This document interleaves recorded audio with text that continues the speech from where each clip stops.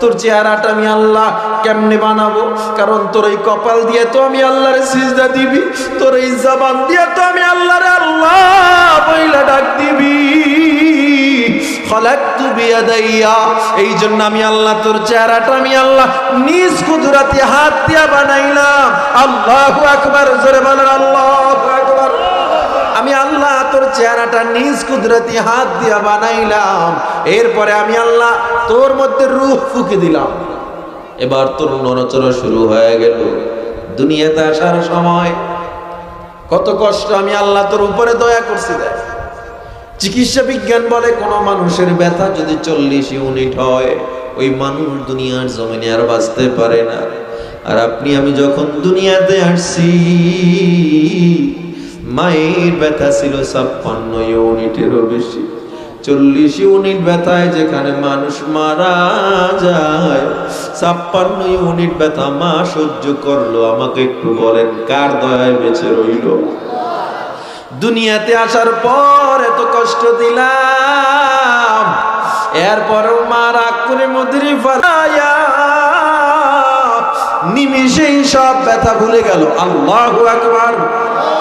মায়ের অন্তরের দয়ার এই মিটারটাকে শুধু দুনিয়াতে লাথি দিয়ে মায়ের কলি যাতে, তারপরেও মা কত খুশি, তারপরেও মা কত খুশি। সন্তান বিনে কিছু বুঝে না, যেই মায়ের পদতলে জান্নাত সন্তানের ঠিকানা। মায়ের মতো দরদি কেউ এই দুনিয়ায় পাইবা না, যেই মায়ের পদতলে জান্নাত সন্তানের ঠিকানা। হে মুসলমান ইমানদার, আমরা আবার যখন দুনিয়াতে আসলাম, একটা পশু পাখি ঘোড়া ছাগল দেখবেন নিজের খাবার নিজে খাইতে পারে। আমরা এত দুর্বল, দাঁড়াইতেও পারি না, কথা বলতেও পারি না। আমার আল্লাহ কয়, দেখ আমি আল্লাহ কেমন রহমান আর কেমন রহিম। আমি আল্লাহ তোর জন্য তোর মায়ের বুকে দুধের ব্যবস্থা করে দিলাম, এমন দুধ বানায়া দিলাম গোটা দুনিয়ার সব বিজ্ঞান এক জায়গায় হয়েও বলে মায়ের দুধের কোনো বিকল্প নাই। এত ল্যাকটোজেন বানায়, এত কিছু বানায়, মায়ের দুধের কোনো বিকল্প নাই। তোর বয়স 1 বছর হয়ে গেল, ছোট্ট ছোট্ট দাঁত ওঠা শুরু করলো, এবার তুই খানা খাবি। আল্লাহ কয়, মাঠের দিকে তাকা দেখ, ওই মাঠে আমি আল্লাহ চাউলের ব্যবস্থা করলাম, ধানের ব্যবস্থা করলাম। জঙ্গলের দিকে তাকা দেখ, তোর জন্য আমি আল্লাহ সবজির ব্যবস্থা করে দিলাম, ফলের ব্যবস্থা করে দিলাম। আমি আল্লাহ ওই নদীর দিকে তাকা দেখ, ভাত খাবি, শুধু শুধু মজা লাগবে না, মাছের ব্যবস্থা করে দিলাম। মাছ দিয়েই হবে না, গোশতের ব্যবস্থা করে দিলাম। হে বান্দা, এরপরে তুই বড় হয়ে গেছো। বান্দারে একটা বার কি চিন্তা করছো, ওই শিশুবেলা আলমে আরওয়াহ রূহ জগৎ থেকে মায়ের গর্ভ থেকে দুনিয়ায় মৃত্যু পর্যন্ত আমি আল্লাহ যে কত দয়া করলাম,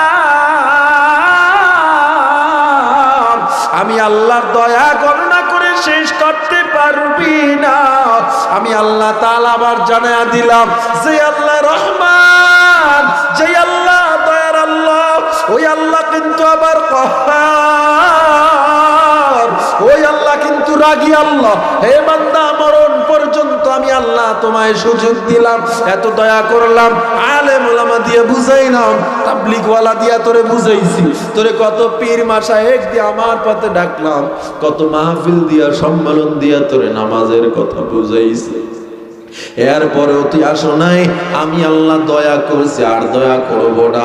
আজরাইল যখন হাজির হয়ে যাবি, তোর দুনিয়ার সম্পদ আর কাজে লাগবে না। আলমে আরওয়াহ থেকে আলমে আরহাম মায়ের গর্ভ, এরপরে হলো দুনিয়ার জগৎ, এরপরে আলমে বারজাক কবরের জগৎ। আজরাইল যখন তোরে খপ করে ধরে ফেলবে, ওই কবরে যখন আমি তোরে নিয়ে যাব, ওই কবরে যদি বেনামাজি হয়ে যাও, জাহান্নামী হয়ে যাও, ওই কবরের আযাব সহ্য করতে পারবি না। আবু সাঈদ খুদরি রাদিয়াল্লাহু তাআলা জানাতেন ওই কবরে 99টা সাপ হাজির হয়ে যাবে।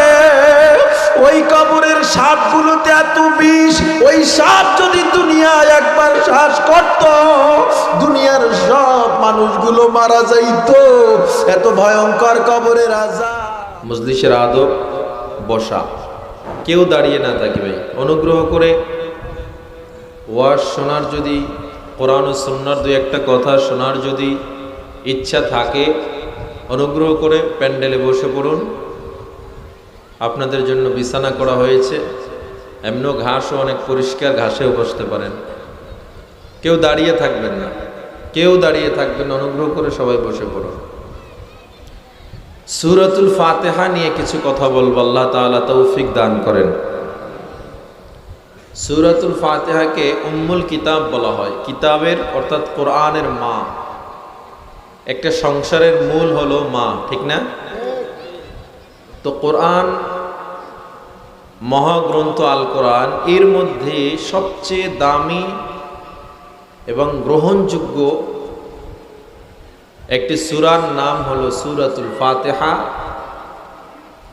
ইমাম বুখারী রাহমাতুল্লাহ আলাইহি সুম্মিয়াত উম্মুল কিতাব, তিনি তার স্বীয় গ্রন্থে সূরা ফাতিহাকে কোরআনের মা হিসেবে আখ্যা দিয়েছেন। এমন সূরা, কোরআনের মধ্যে সবচেয়ে মর্যাদাপূর্ণ আয়াত হলো আয়াতুল কুরসি, সবচেয়ে দামি সূরা হলো সূরাতুল ফাতিহা। মুখস্থ রাখবেন, সবচেয়ে দামি আয়াত বলেন, বলেন সবাই বলেন, আয়াতুল কুরসি। আর সবচেয়ে দামি সূরা সূরাতুল ফাতিহা। সূরাতুল ফাতিহা এমন এক সূরা, মুসলিম শরীফের 1762 নম্বর হাদিস, আল্লাহ নবীজি সাল্লাল্লাহু আলাইহি ওয়াসাল্লাম থেকে বর্ণনা করা হয়। আল্লাহ নবীজি বলেন, বাইনামা জিবরিলু কায়িদুন ইনদান নবী সাল্লাল্লাহু আলাইহি ওয়াসাল্লাম, জিবরিল আলাইহিস সালাম আল্লাহ নবীজি পাশে বসা। নবীজি বসে আছেন, জিবরিল আমিন নবীজির পাশে বসে আছেন। সামিআ নাকিদাম মিন ফাওকিহি, হঠাৎ করে আসমান থেকে একটা আওয়াজ শুনতে পেলেন, বিকট আওয়াজ। ফারফা'a রাসাহু, নবীজি মাথাটা উপরে উঠালেন। আল্লাহ নবীজি আসমানের দিকে তাকায় চিন্তায় পড়লেন কিসের আওয়াজ। হঠাৎ করে আল্লাহ নবীজি দেখলেন আসমান থেকে একটা দরজা খুলে একটা দরজা বের হয়েছে। জিবরিল আমিন এবার আল্লাহ নবীজিকে বলেন, হাদা বাবুম মিনাস সামা, আপনি যে খোলা জায়গাটা দেখতে পাচ্ছেন এটা হলো আসমানের একটা দরওয়াজা।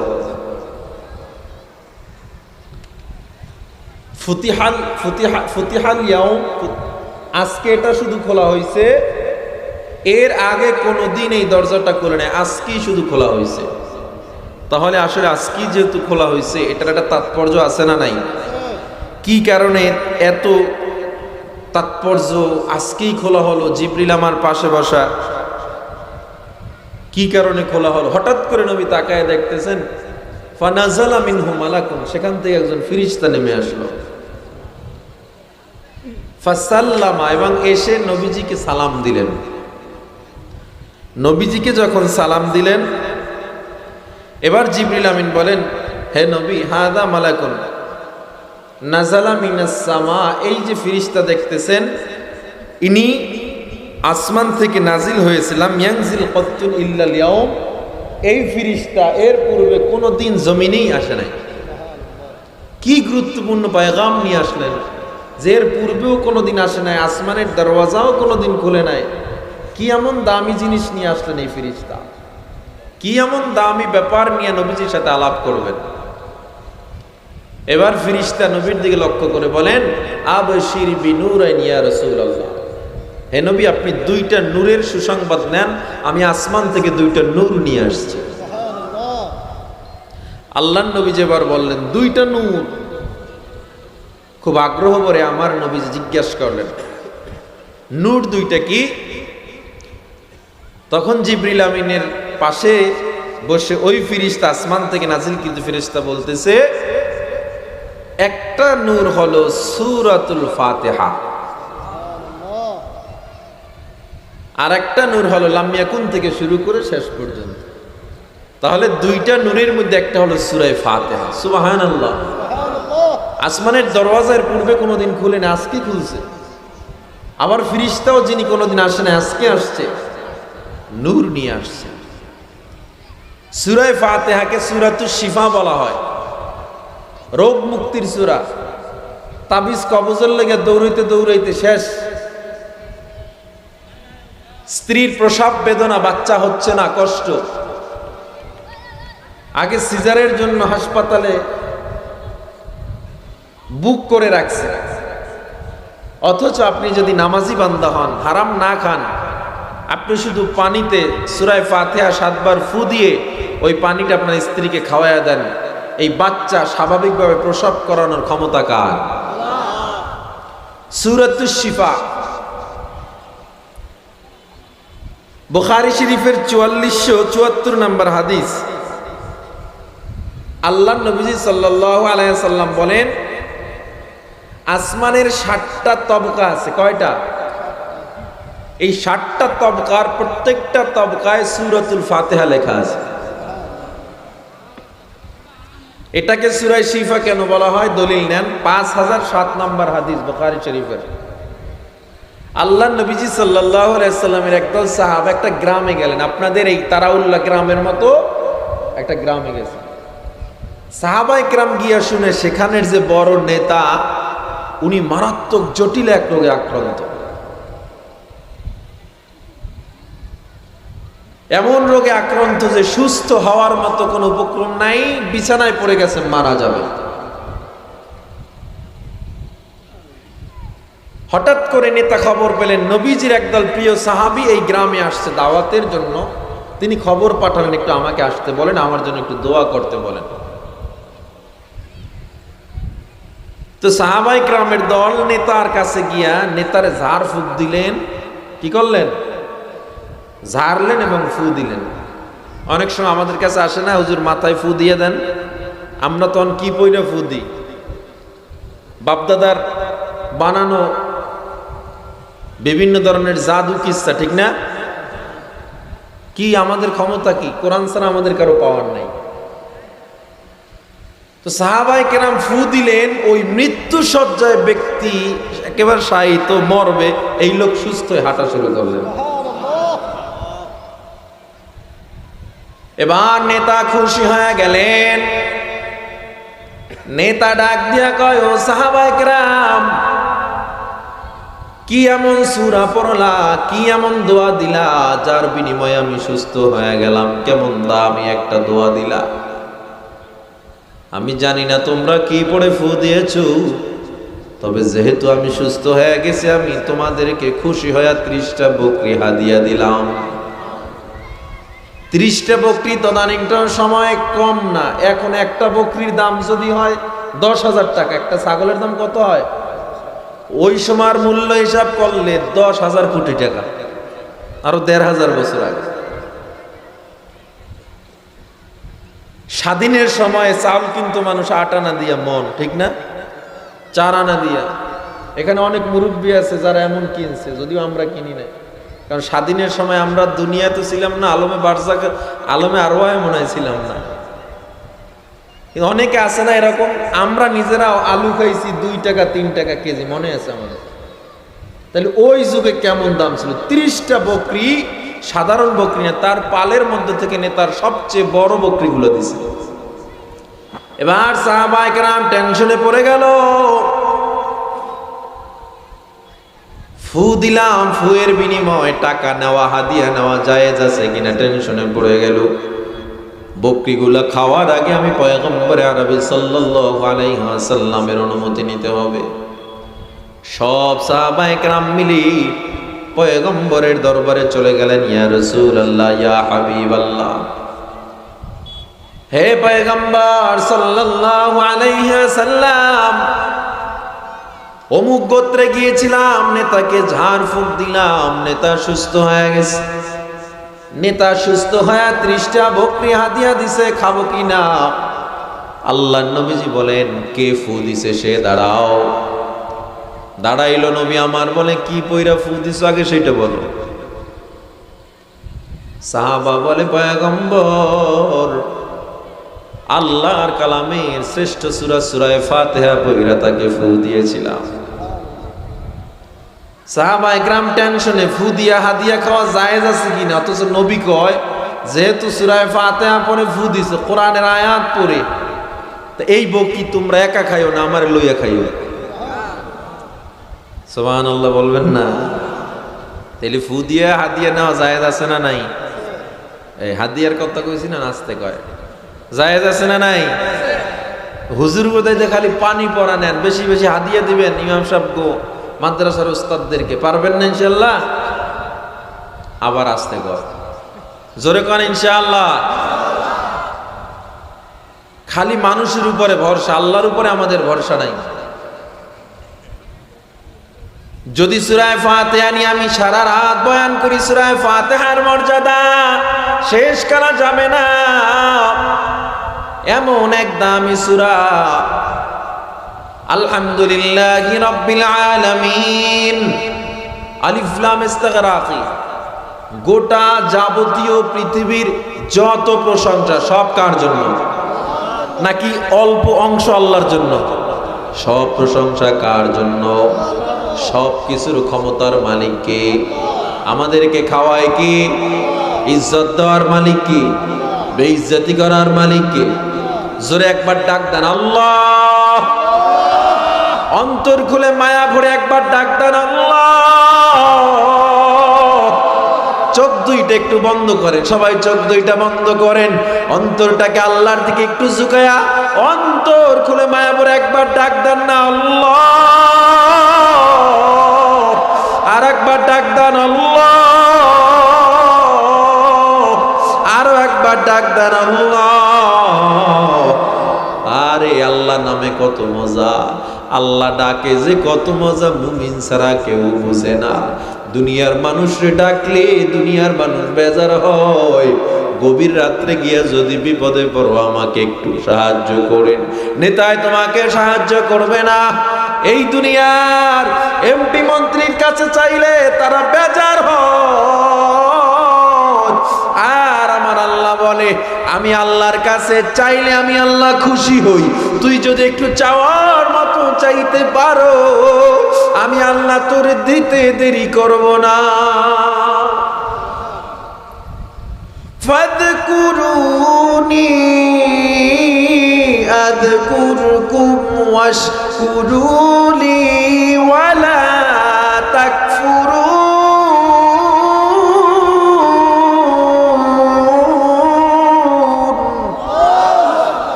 হে বান্দা আমার কাছে চা, দেখবে আমি আল্লাহ দিতে দেরি করব না। রাত্রটা যখন গভীরে হয়ে যায়, যায় নামাজটা বিছা দাও, কপালটা আল্লাহর কুদরতি পায়ে ঠাকাইয়া আল্লাহরে বলো, আল্লাহ আমি বড় অসহায়, আমার টাকা নাই, আমি অভাবে পড়ে গেছি, আমার সন্তান অসুস্থ, বিবি অসুস্থ, মা বাবা অসুস্থ, আমার ফসল হয় না, অনেক বড় লস আছে দোকানে, অনেক সমস্যায়।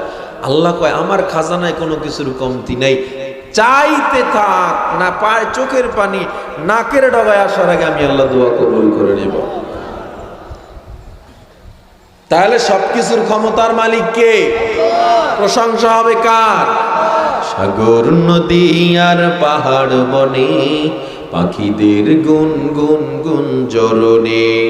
সাগর নদী আর পাহাড় বনে পাখিদের গুন গুন গুন জরনে। ভেসে আসে ওই সুমধুর তান, চারিদিকে শোনো আল্লাহর জয়গান। আল্লাহ মহান, আল্লাহ মহান, আল্লাহ মহান, আল্লাহ মহান, আল্লাহ মহান, আল্লাহ মহান, আল্লাহ মহান। অন্তর খুলে বলেন কে মহান? আরো জোরে বলেন কে মহান? শোনো তুমি মন দিয়ে কোকিলের সুর, শুনতে লাগছে দেখো কত না মধুর, মিষ্টি মিষ্টি ওই দোয়েলের গান, রয়েছে তাহাতে কি সুদা আফুরান, কোথা পেল তাহারা এই সুর অম্লান, জবাব পাবে দিল খোদা মহিয়ান। আল্লাহ মহান, আল্লাহ মহান, আল্লাহ মহান, আল্লাহ মহান, আল্লাহ মহান, আল্লাহ মহান,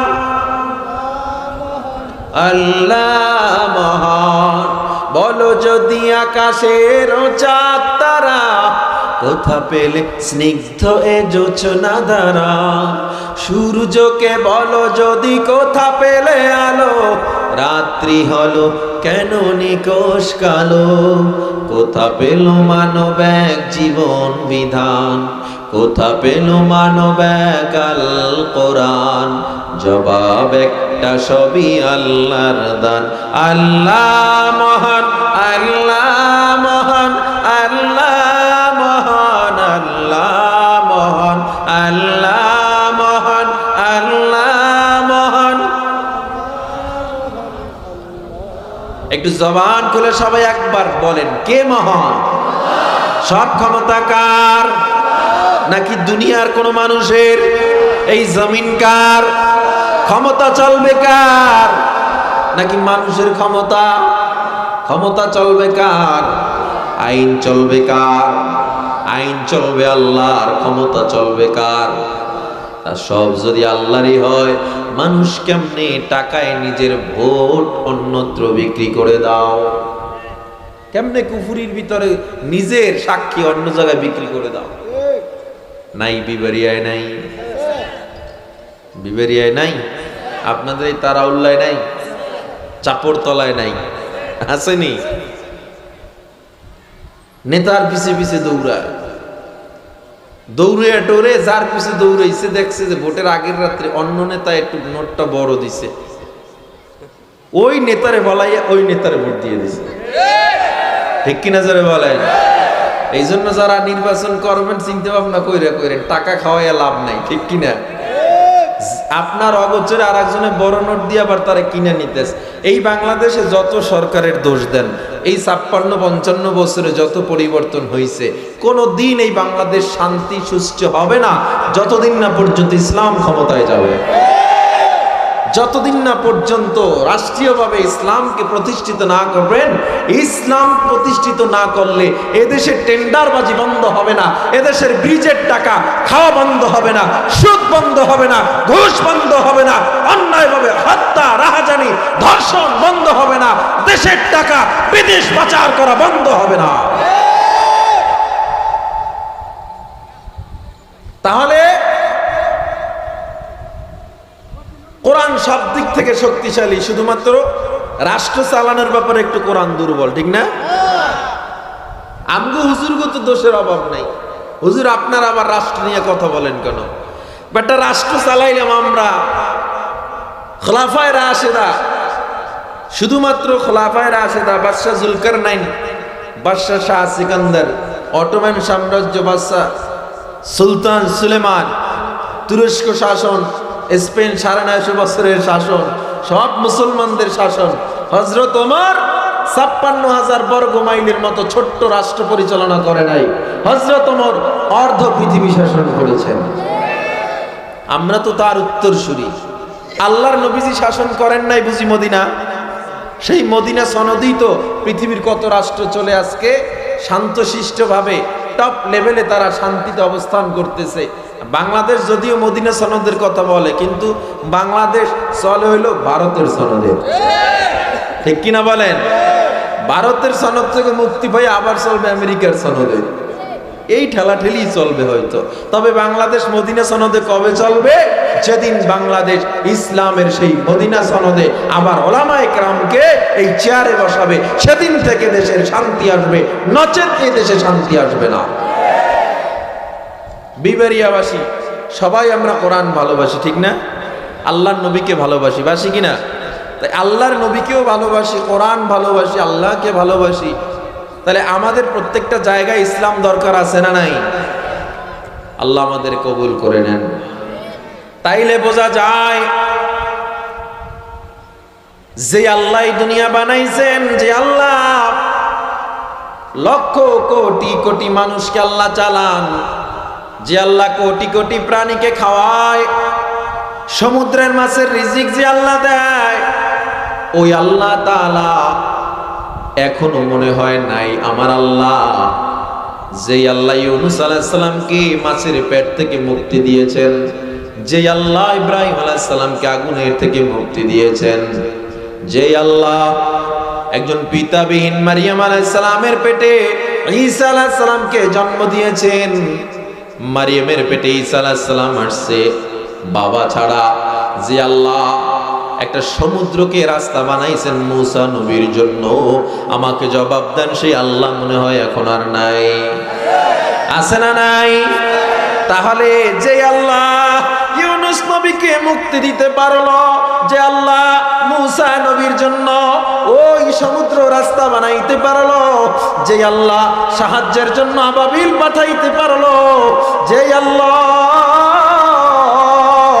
অহংকারের কারণে ফেরাউনকে লোহিত সাগরে চুবাইতে পারলো, নমরুদকে মশার কামড় দিয়ে মারতে পারলো, ওই আল্লাহ এখনো আছে না নাই? তাহলে আমরা বান্দা কেন আল্লাহর উপরে ভরসা করি না? আল্লাহর কেন প্রশংসা করি না? যাবতীয় ভরসা কেন আল্লাহর উপরে বান্দা করতে পারো না? আমার আল্লাহ বলে মুসার মতো ভরসা কর আমার উপরে, হে বান্দা ঈসার মতো ভরসা কর, হে বান্দা ইব্রাহিমের মতো আমার উপরে ভরসা কর। আল্লাহুল মাওলা ফালাহুল কুল, যে আমার জন্য হয়ে যায় আমি গোটা দুনিয়া তার গোলাম বানায়া দেই। তো যে আল্লাহ সব বিপদ আপদ থেকে মুক্ত করার ক্ষমতা রাখে, যে আল্লাহ সমস্ত অহংকারীকে দমন করার ক্ষমতা রাখে, ইজ্জতওয়ালাকে বেইজ্জতি করার ক্ষমতা রাখে, বেইজ্জতওয়ালাকে ইজ্জতের ক্ষমতা রাখে, আমরা প্রশংসা কি সেই আল্লাহর করব না অন্য করব? তাহলে আলিফ লাম আলহামদুলিল্লাহ অর্থাৎ প্রশংসা রব্বিল আলামিন, আলামিনের যিনি রব, প্রশংসা হবে কার? ওই আল্লাহর যিনি গোটা আলামিন সৃষ্টি করেছেন। আলামিনের ব্যাখ্যা করলে বান্দা সহজ হবে না, অনেক লম্বা টাইম চলে যাবে। আলামিনের ব্যাখ্যা বোঝার জন্য অনেক সময় লেগে যাবে। আমরা আল্লাহ তাআলার প্রশংসা করব, কয় আল্লাহ কয় তুই কেমন আল্লাহর প্রশংসা করবি? অমুক লোক অনেক ধনী, কেমন ধনী? 100 বিঘা জমি আছে, 10টা ফ্যাক্টরি আছে, এমন ধনী। আল্লাহ কয় তুই আমার প্রশংসা করবি আলহামদুলিল্লাহ, সমস্ত প্রশংসা ওই আল্লাহ রব্বুল আলামিন। কোন আল্লাহ? যিনি আলামিনের প্রতিপালক। আলামিন বলতে কি বুঝি? শুধু দুনিয়া কয় না, সৃষ্টি জগৎ। সৃষ্টি জগৎ বলতে কেমন সৃষ্টি জগৎ? এই শুধু দুনিয়া না, প্রথম আসমান, দ্বিতীয় আসমান, তৃতীয়, চতুর্থ, পঞ্চম, ষষ্ঠ, সপ্তম আসমান, এর মধ্যে নিচে আল্লাহ অনেক গ্রহ তৈরি করেছে, অনেক নক্ষত্র তৈরি করেছে আল্লাহ। নেপচুন, জুপিটার আমার আল্লাহ তাআলা, শুক্র গ্রহ বানাইলেন, শনি গ্রহ, রবি গ্রহ, কত গ্রহ আমার আল্লাহ বানাইলেন। আমার আল্লাহ সূর্য বানাইলেন, চন্দ্র বানালেন, আমার আল্লাহ অ্যান্ড্রোমেডা বানাইলেন, এত গ্রহ, এত নক্ষত্র। আল্লাহ কয় এই সব কিছুর জন্য আমি আল্লাহ হলাম রব, আর আমার নবী হলেন রহমত। বান্দা আল্লাহর প্রশংসা করো না, তাফাক্কারু ফি খালকিল্লাহ, আল্লাহ সৃষ্টি নিয়ে ভাবো, আমার পরিচয় মিলে যাবে। আমি আল্লাহ কেমন? আল্লাহ বলে আর রহমানির রহিম, যিনি দয়ার সাগর। আল্লাহ কেমন দয়ার আল্লাহ? আমরা যখন প্রথমে রুহু জগতে ছিলাম, আমার আল্লাহ তাআলা রুহ জগৎ থেকে আলমে আর হাম মায়ের গর্ভে নিয়ে আসছে। ভালো করে লক্ষ্য করে, রুহ জগৎ থেকে মায়ের গর্ভে আল্লাহ আনলেন। এবার আমার আল্লাহ কয় মায়ের গর্ভে বান্দা আমি আল্লাহ কেমন দয়ার, দেখ মায়ের গর্ভে তুই একা থাকবি, আমি আল্লাহর ভালো লাগে না, আমি ফিরিস্তা দিয়ে তোরে 10 মাস পর্যন্ত পাহারা দিয়েছি। আমি আল্লাহ এক ফোঁটা নাপাক পানি দিয়া আমি আল্লাহ 40 দিন মরদন করাইয়া ওই পানিটাকে আমি আল্লাহ রক্তে পরিণত করলাম, রক্তটারে আবার আমি আল্লাহ গোশতে পরিণত করলাম, গোশতটাকে আমি আল্লাহ তাআলা হাড্ডিতে পরিণত করলাম, হাড্ডিটাকে আমি আল্লাহ তাআলা আস্তে আস্তে মানব রূপ আকৃত দিলাম। এরপরে তোর দেখার মতো একটা অবস্থা আসছে, তোর চেহারাটা আমি আল্লাহ কেমনে বানাবো? কারণ তোর এই কপাল দিয়ে তো আমি আল্লাহরে সিজদা দিবি, তোর এই জবান দিয়ে তো আমি আল্লাহরে আল্লাহ বইলা ডাক দিবি। খলাকতু বিয়াদাইয়া, এই জন্য আমি আল্লাহ তোর চেহারাটা আমি আল্লাহ নিজ কুদরতি হাত দিয়া বানাইলাম। আল্লাহু আকবার, জোরে বলেন আল্লাহু আকবার। আমি আল্লাহ তোর চেহারাটা নিজ কুদরতি হাত দিয়া বানাইলাম। এরপরে আমি আল্লাহ তোর মধ্যে রূহ ফুঁকে দিলাম। এবার তোর নড়াচড়া শুরু হয়ে গেল। দুনিয়াতে আসার সময় কত কষ্ট আমি আল্লাহ তোর উপরে দয়া করছি। দেখ, চিকিৎসা বিজ্ঞান বলে কোনো মানুষের ব্যথা যদি 40 ইউনিট হয়, ওই মানুষ দুনিয়ার জমিনে আর বাঁচতে পারে না। আর আপনি আমি যখন দুনিয়াতে আসছি, মায়ের ব্যথা ছিল 56 ইউনিটেরও বেশি। 40 ইউনিট ব্যথায় যেখানে মানুষ মারা যায়, 56 ইউনিট ব্যথা মা সহ্য করলো। আমাকে একটু বলেন, কার দয়ায় বেঁচে রইল? দুনিয়াতে আসার পর এত কষ্ট দিলাম, এরপরেও মা রাগ করে মধুরি ফালাইয়া নিমিষেই সব ব্যথা ভুলে গেল। আল্লাহু আকবার। মায়ের অন্তরের দয়ার এই মিটারটা কে বসায় দিছে? জোরে বলেন। আসলা মানুষ দুনিয়াতে লাথি দিয়ে মায়ের কলিজাতে, তারপরেও মা কত খুশি, তারপরেও মা কত খুশি। সন্তান বিনে কিছু বুঝে না, যেই মায়ের পদতলে জান্নাত সন্তানের ঠিকানা। মায়ের মতো দরদি কেউ এই দুনিয়ায় পাইবা না, যেই মায়ের পদতলে জান্নাত সন্তানের ঠিকানা। হে মুসলমান ইমানদার, আমরা আবার যখন দুনিয়াতে আসলাম, একটা পশু পাখি ঘোড়া ছাগল দেখবেন নিজের খাবার নিজে খাইতে পারে। আমরা এত দুর্বল, দাঁড়াইতেও পারি না, কথা বলতেও পারি না। আমার আল্লাহ কয়, দেখ আমি আল্লাহ কেমন রহমান আর কেমন রহিম। আমি আল্লাহ তোর জন্য তোর মায়ের বুকে দুধের ব্যবস্থা করে দিলাম, এমন দুধ বানায়া দিলাম গোটা দুনিয়ার সব বিজ্ঞান এক জায়গায় হয়েও বলে মায়ের দুধের কোনো বিকল্প নাই। এত ল্যাকটোজেন বানায়, এত কিছু বানায়, মায়ের দুধের কোনো বিকল্প নাই। তোর বয়স 1 বছর হয়ে গেল, ছোট্ট ছোট্ট দাঁত ওঠা শুরু করলো, এবার তুই খানা খাবি। আল্লাহ কয়, মাঠের দিকে তাকা দেখ, ওই মাঠে আমি আল্লাহ চাউলের ব্যবস্থা করলাম, ধানের ব্যবস্থা করলাম। জঙ্গলের দিকে তাকা দেখ, তোর জন্য আমি আল্লাহ সবজির ব্যবস্থা করে দিলাম, ফলের ব্যবস্থা করে দিলাম। আমি আল্লাহ ওই নদীর দিকে তাকা দেখ, ভাত খাবি, শুধু শুধু মজা লাগবে না, মাছের ব্যবস্থা করে দিলাম। মাছ দিয়েই হবে না, গোশতের ব্যবস্থা করে দিলাম। হে বান্দা, এরপরে তুই বড় হয়ে গেছো, বান্দারে একটা বার কি চিন্তা করছো? ওই শিশুবেলা আলমে আরওয়াহ রূহ জগৎ থেকে মায়ের গর্ভে, মায়ের গর্ভ থেকে দুনিয়ায় মৃত্যু পর্যন্ত আমি আল্লাহ যে কত দয়া করলাম, আমি আল্লাহর দয়া গণনা করে শেষ করতে পারবি না। আমি আল্লাহ তাআলা আবার জানায়া দিলাম যে আল্লাহ রহমান, যে আল্লাহ দয়ার আল্লাহ, ওই আল্লাহ কিন্তু আবার কহ্হার, ওই আল্লাহ কিন্তু রাগী আল্লাহ। হে বান্দা, মরণ পর্যন্ত আমি আল্লাহ তোমায় সুযোগ দিলাম, এত দয়া করলাম, আলেম ওলামা দিয়ে বুঝাইলাম, তাবলীগওয়ালা দিয়া তোরে বুঝাইছি, তোরে কত পীর মাশায়েখ দিয়ে আমার পথে ডাকলাম, কত মাহফিল দিয়া সম্মেলন দিয়া তোরে নামাজের কথা বুঝাইছি। এরপরেও তুই আসো নাই, আমি আল্লাহ দয়া করছি আর দয়া করব না। আজরাইল যখন হাজির হয়ে যাবি, তোর দুনিয়ার সম্পদ আর কাজে লাগবে না। আলমে আরওয়াহ থেকে আলমে আরহাম মায়ের গর্ভ, এরপরে হলো দুনিয়ার জগৎ, এরপরে আলমে বারজাক কবরের জগৎ। আজরাইল যখন তোরে খপ করে ধরে ফেলবে, ওই কবরে যখন আমি তোরে নিয়ে যাব, ওই কবরে যদি বেনামাজি হয়ে যাও, জাহান্নামী হয়ে যাও, ওই কবরের আযাব সহ্য করতে পারবি না। আবু সাঈদ খুদরি রাদিয়াল্লাহু তাআলা আনহু জানাতেন, ওই কবরে 99টা সাপ হাজির হয়ে যাবে। ওই কবরের সাপগুলোতে এত বিষ, ওই সাপ যদি দুনিয়ায় একবার শ্বাস করত, দুনিয়ার সব মানুষগুলো মারা যাইত। এত ভয়ঙ্কর কবরের আযাব। সেখান থেকে ইয়াউমুল আখিরাহ, ৫ম নাম্বার জগৎ, কিয়ামতের ময়দানে আমি আল্লাহ উঠাবো। ওই দিন এমন ভয়ঙ্কর দিন, যেদিন মা সন্তানকে পরিচয় দিবে না, সন্তান মাকে পরিচয় দিবে না।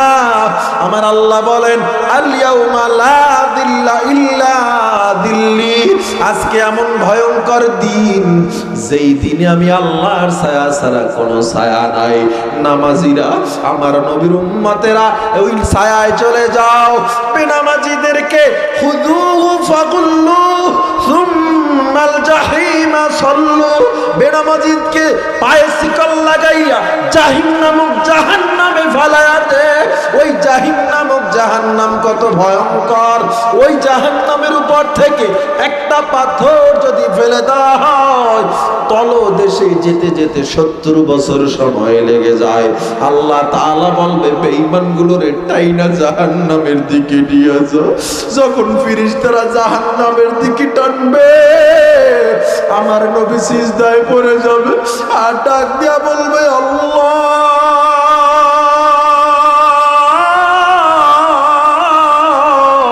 আমার উম্মতগুলোরে জাহান্নামে দিও না রে আল্লাহ। আমার উম্মত যদি একজনও জাহান্নামে যায়, আমি নবী জান্নাতে ঢুকবো না। আল্লাহু আকবার, জোরে বলেন আল্লাহু আকবার।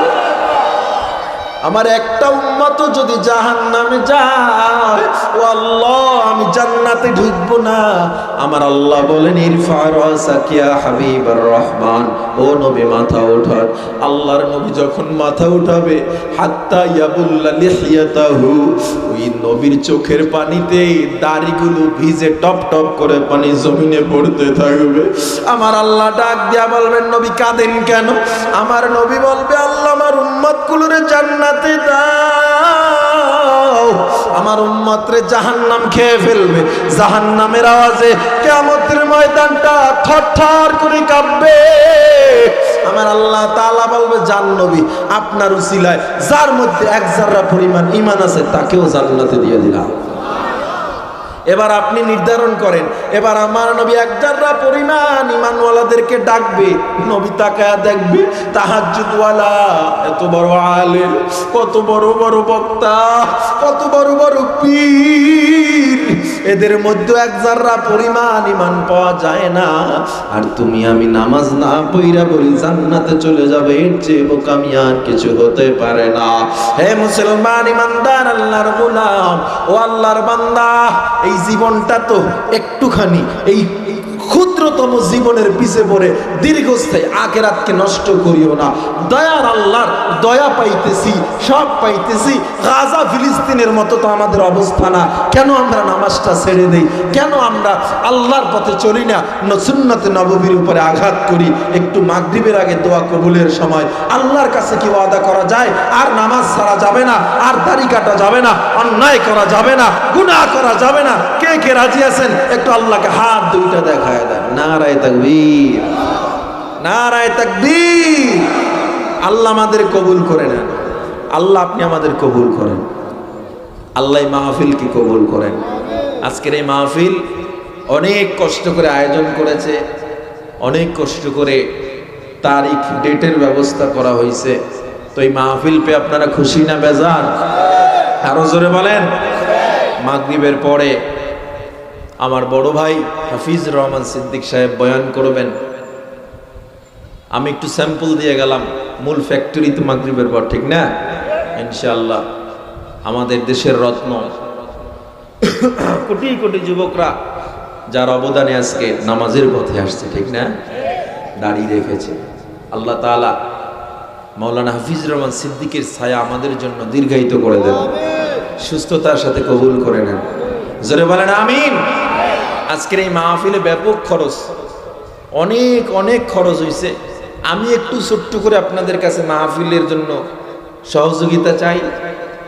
পকেটের যার বড় নোটটা আছে, আজকে মা বাবার কবরের কথা চিন্তা করে, পরকালের কথা চিন্তা করে, নিজের ব্যবসার উন্নতির কথা চিন্তা করে, সন্তানের সফলতার কথা নিয়াত করে, ভালো নিয়াত করে, এই মাকবুল মাগরিবের আগে দোয়া কবুল হবে ইনশাআল্লাহ, এটা নিয়াত করে পকেটের বড় নোটটা আজকের এই মাহফিলে দান করবেন। দিনই মাহফিলে পারবেন তো ইনশাআল্লাহ? সবাই করেন ইনশাআল্লাহ, কন্যা জোরে ইনশাআল্লাহ। মা বাবার কবরের দিকে তাকায়া, অথবা জীবিত আছে নিজের রোগ মুক্তি অথবা রুহের মাগফিরাত কামনায় 500, 1000, 150 আমি আশা করব ইনশাআল্লাহ দান করলে যেহেতু কমে না বাড়ে, দান করে কেউ গরিব হয়েছে এরকম ইতিহাস আছে। আপনি দান করবেন, এই কারণে আপনার ঘরে চাউল কিনতে পারবেন না, এরকম যদি হয় আমার ফোন দিয়েন, আপনার 100 টাকার বিনিময়ে আমি 1 লাখ টাকা পাঠিয়ে দেব, কিন্তু পারবেন না এটা বলতে, কারণ আল্লাহর নবীর হাদিস মিথ্যা না, আল্লাহর কোরআন মিথ্যা না। দান করলে আল্লাহ, কোন হাদিসে আসছে 70 গুণ সম্পদ যেটা দান করবেন এর 70 গুণ বাড়ায় দেয়, আর এক জায়গায় আসছে 70,000 গুণ বাড়ায় দেয়, আর এক জায়গায় আসছে 70 লক্ষ গুণ বাড়ায় দেয় আল্লাহ। সুতরাং আমরা যারা ভলান্টিয়ার ভাই আছি, কই আছে ভিতরে? ভলান্টিয়ার বাইরে একটু নেমে যান। আপনারা যারা মাঠে আছেন সবাই একটু বলেন বিসমিল্লাহির রহমানির রহিম। একটু সবাই বিসমিল্লাহ বলে পকেটে হাত দেন। আমার যুবক ভাইরা কই, ভলান্টিয়ার ভাইরা একটু মাঠে নেমে যান। ইনশাআল্লাহ আপনাদের সহযোগিতায় মাহফিলের উপকার হবে। যারা আছেন অনুগ্রহ করে 500, 1000, 2000 টাকা। কই লোক কই? নাই? আলহামদুলিল্লাহ। কি নাম এটা? কি নতুন নোট না জাল নোট? ও নতুন নোট, মাশাআল্লাহ। ছবি নেই না? কি নাম? জাহিদুল। জাহিদ মিয়া নগদ 1000 টাকা। মারহাবা গান, আল্লাহ কবুল করেন। আর এক ভাই নাম বলতে অনিচ্ছুক, 500 টাকা, আল্লাহ কবুল করেন, বলেন আমিন। রফিক মিয়া 500 টাকা, আল্লাহ কবুল করেন, জোরে বলেন আমিন। এই 1-2 জন নামলে হবে, আর লোক কই? আর কে আছেন 500, 1000 টাকা দিবেন একটু বলেন, আর যারা এর চেয়ে কম দিবেন